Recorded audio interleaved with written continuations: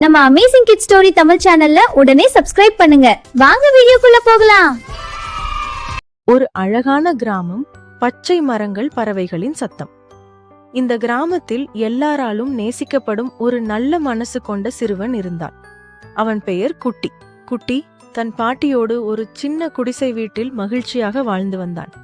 பாட்டி அவனுக்கு எப்போதும் சொல்லுவாள், செல்வம் என்றால் தங்கம் இல்லடா, நல்ல மனசுதான் உண்மையான செல்வம். ஒரு நாள் காலையில் குட்டியின் வீட்டுக்குள் ஒரு வித்தியாசமான கோழி வந்தது. அதன் இறகுகள் தங்கம் போல ஜொலித்தது. பாட்டி, இந்த கோழி ரொம்ப வித்தியாசமா இருக்கு. அந்த கோழி ஒரு முட்டை போட்டது. ஆனால் அது சாதாரண முட்டை இல்லை, அது தங்க முட்டை. வாவ், நம்ம எல்லாரும் பணக்காரரா ஆகிடலாமா? குட்டி, கவனமாயிரு. இந்த முட்டை ஒரு சோதனை. பேராசை வந்தா அதோட மந்திரம் போயிடும். குட்டி தலையசைத்து சம்மதித்தான். ஆனால் இந்த விஷயம் கிராமத் தலைவர் ராஜாவுக்கு தெரிய வந்தது.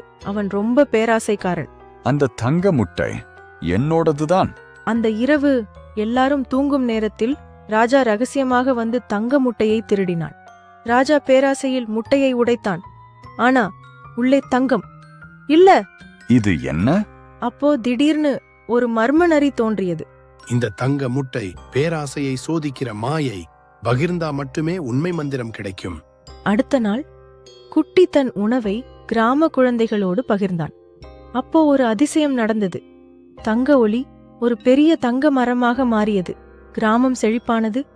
எல்லாரும் மகிழ்ந்தார்கள். பகிர்வுதான் உண்மை செல்வம். நல்ல மனசுதான் எல்லாவற்றையும் ஜெயிக்கும்.